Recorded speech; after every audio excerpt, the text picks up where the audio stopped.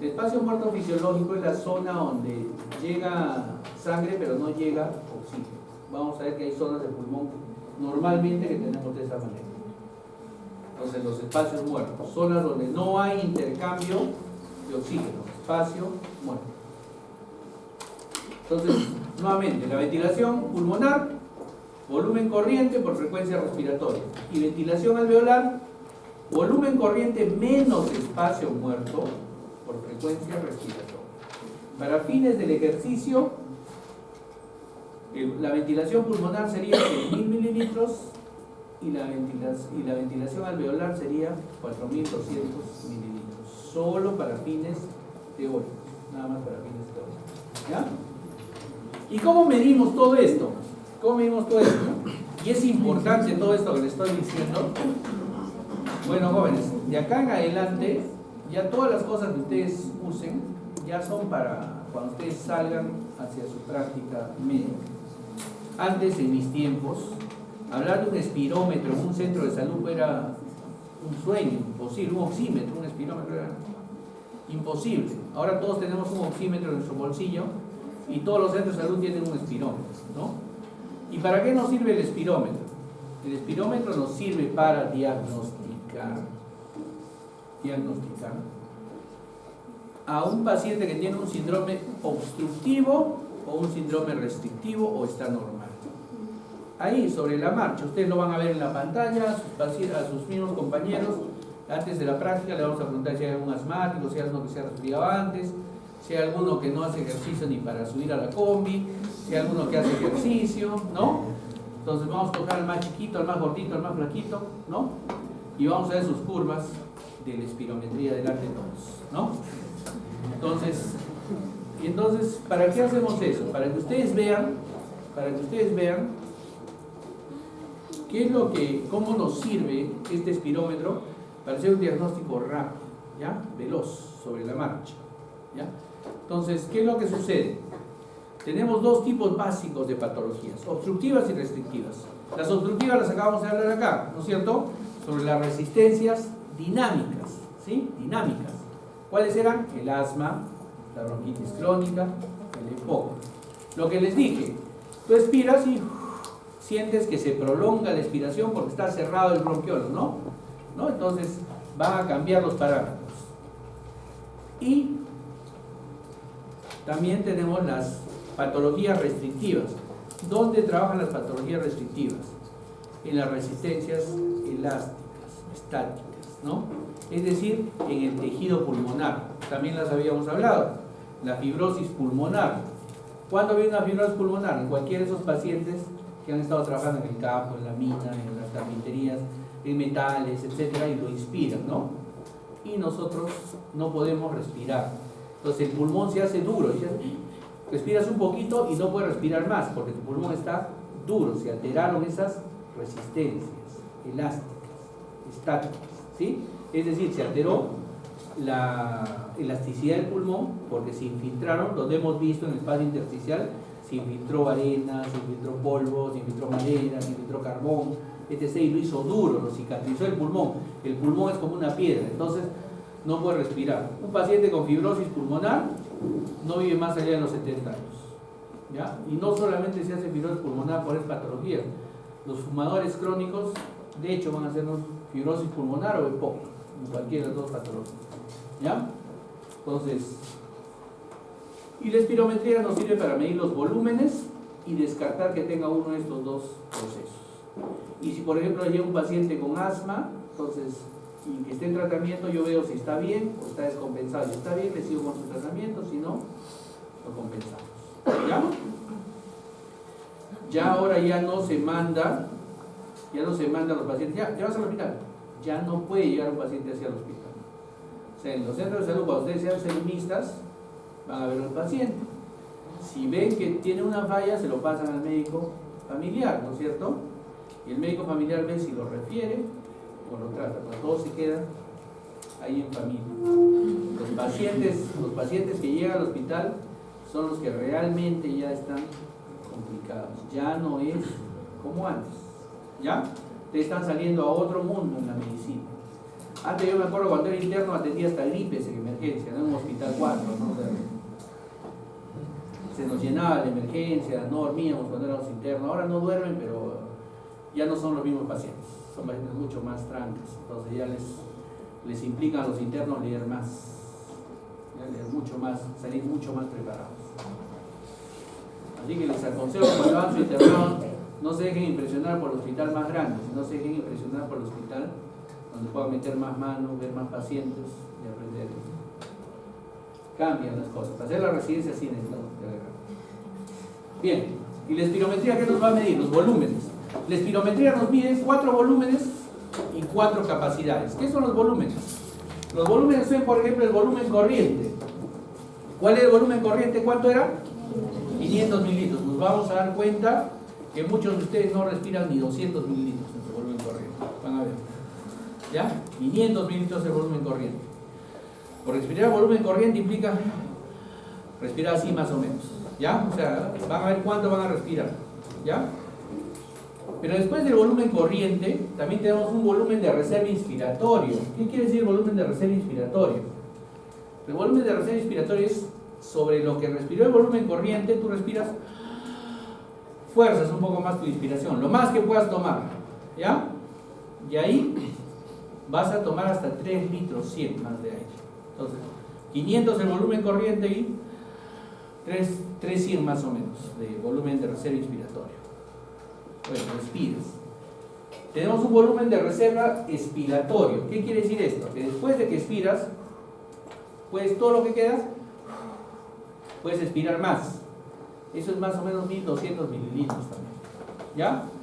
Ya hay un volumen residual. ¿Qué quiere decir este volumen residual? Este volumen residual quiere decir es la cantidad de aire que siempre hay en los pulmones. ¿Ya? O sea, tu pulmón no se va a colapsar, como hemos visto, ¿no? Tu pulmón va a tener un tamaño más pequeño, pero no se va a colapsar cuando botas todo el aire. Ese volumen residual siempre está presente en el pulmón. Es 1200 mililitros. 1200 mililitros. ¿Ya?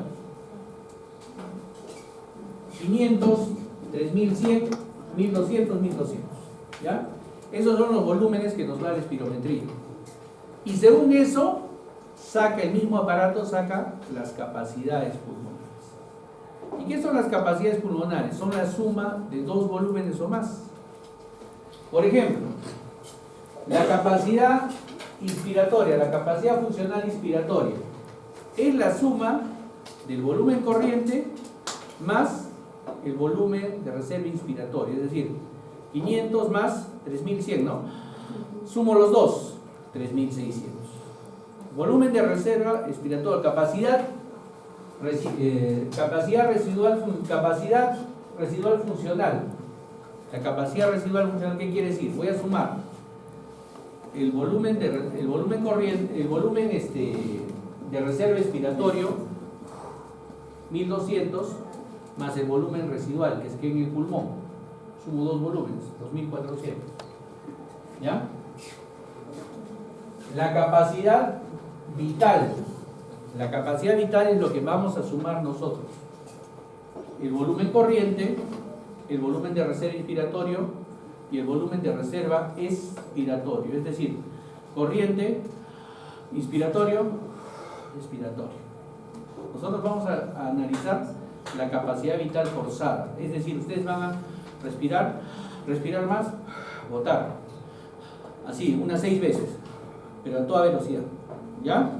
Entonces, eso es la suma del volumen de reserva inspiratorio, volumen corriente y volumen de reserva expiratorio.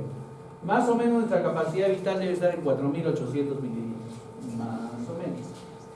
Pero todo tiene que ver en relación a su sexo, a su edad, a su peso y a su talla. ¿Ya? Pero más o menos debería estar en teoría en 4800 mililitros. Y finalmente la capacidad pulmonar total, que son 6 litros, es la suma del volumen corriente, volumen de reserva inspiratorio, volumen de reserva expiratorio y volumen residual. ¿Sí? 6 litros. Entonces, eso nos da la espirometría, sobre todo las capacidades. ¿Cuál es la principal? La capacidad pulmonar, la capacidad vital. ¿Sí? Capacidad vital. Entonces, lo mismo, la parte teórica. Entonces, volumen corriente, volumen de reserva inspiratorio, volumen de reserva inspiratorio y volumen residual. ¿Ya? Capacidades. La capacidad inspiratoria, que es la suma de los dos volúmenes, ¿no es cierto? Volumen de corriente y volumen de reserva inspiratoria. La capacidad funcional residual, volumen de reserva inspiratorio y volumen residual. La capacidad vital, volumen corriente, más volumen de reserva inspiratorio, más volumen de reserva inspiratoria. ¿Sí? Y la capacidad pulmonar total, los 4 volúmenes. ¿Ya? Entonces, esos valores tenemos que manejarlos más o menos. Entonces, yo voy a un espirómetro y comienzo a soplar. ¿Sí? Comienzo a soplar. Es decir, inspiro y expiro. Inspiro y expiro. Entonces, nos arroja una curva, ¿no es cierto? Inspiro y expiro. Inspiro y expiro. Nos arroja esta curva la van a ver ustedes en la pantalla igualita. Bueno, diferente porque sus compañeros, algunos no respiran su capacidad normal. ¿Ya? Y aquí nosotros, y también nos va a arrojar esta curva. Esta curva quiere decir el tiempo en que sale el aire y el volumen que va saliendo. ¿Dónde se va a alterar este volumen? Entonces nosotros vamos a ver al primer segundo. Entonces vamos a llamarle volumen expiratorio forzado al primer segundo. ¿Por qué? ¿Se acuerdan que les conté qué pasaba con las resistencias dinámicas en la vía aérea, en el asma y en la bronquitis? ¿Qué pasaba? Se cerraba, ¿no es cierto? Entonces aumentaba la resistencia. Y cuando yo voy a expulsar el aire que tomo, lo quiero expulsar, lo voy a botar, pero me voy a demorar más tiempo. Entonces, en un asmático, este volumen no va a ser así, sino la curva va a ser más abajito y va a demorarse más tiempo. Ahorita la vamos a ver, va a demorarse más tiempo en expulsar. ¿Ya? Más tiempo en expulsar. ¿Y eso por qué? Porque están cerradas nuestras vías respiratorias. ¿Voy a botar todo el aire? Sí, pero me voy a demorar más tiempo. En cambio, un paciente que tiene fibrosis pulmonar, que restringe la respiración, un paciente que tenga un problema en las costillas, tiene fractura en las costillas, no va a poder respirar, ¿no es cierto? Respira poquito. Entonces, ¿qué es lo que pasa? Va a inspirar poquito, y va a botar poquito aire, menos volumen. Y vemos entonces cómo medimos. La máquina nos va a botar esto exactamente igualito. ¿Qué nos bota la máquina? ¿Qué es lo que nosotros vamos a medir en la máquina? La capacidad vital forzada, ya sabemos todos, ¿no? En teoría 4.800 mililitros. Pero se calcula de acuerdo a nuestro peso, sexo, talla, edad. ¿Ya? Y de acuerdo a eso la máquina calcula y dice un parámetro. Si estás más de 80%, estás bien. Pero si tienes menos de 80% de lo esperado, estás en problemas. Y si tienes menos del 50% de lo esperado, ese es ya totalmente deficiente, necesitas un tratamiento. Hay que derivar. ¿Ya? Entonces, eso lo encuentran en cualquier espirómetro. Cualquier espirómetro les va a dar ese resultado. Entonces, la capacidad vital forzada, primero. Segundo, el volumen expiratorio forzado al primer segundo. Igual, tenemos una velocidad que tiene que estar sobre el 80%. En los pacientes que tienen asma, este volumen expiratorio forzado se va a prolongar, ¿no es cierto? Entonces va a estar menos del 80% la velocidad de salida.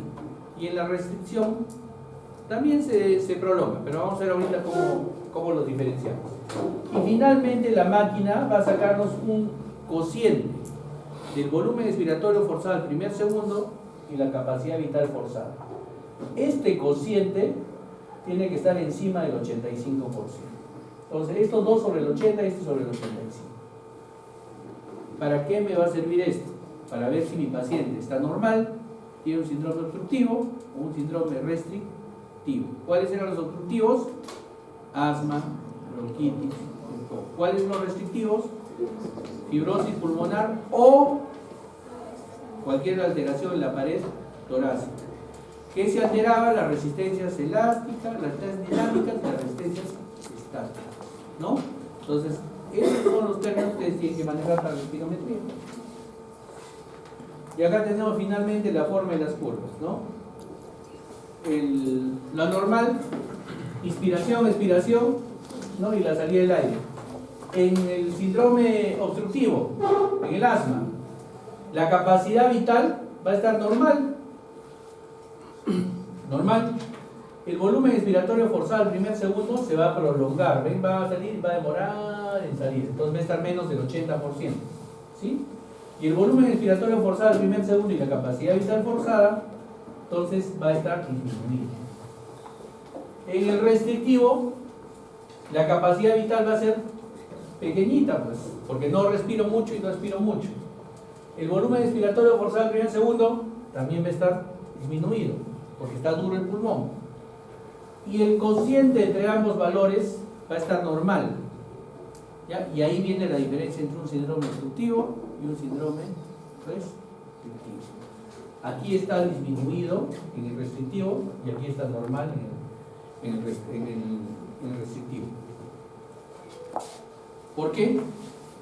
Porque los valores se alteran, van cambiando. Entonces, eso vamos a estudiarlo en la práctica. Esa es la tarea de la práctica. ¿Ya? Entonces, obstructivo y restrictivo.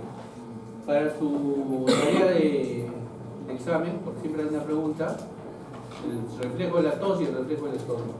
¿Ya? Vía aferente y vía aferente de la tos y vía aferente y aferente del estornudo. Bien, jóvenes, nos vemos el miércoles. El miércoles va a llegar entonces la guía de prácticas aquí. ¿Sí? La siguiente semana comenzamos las prácticas.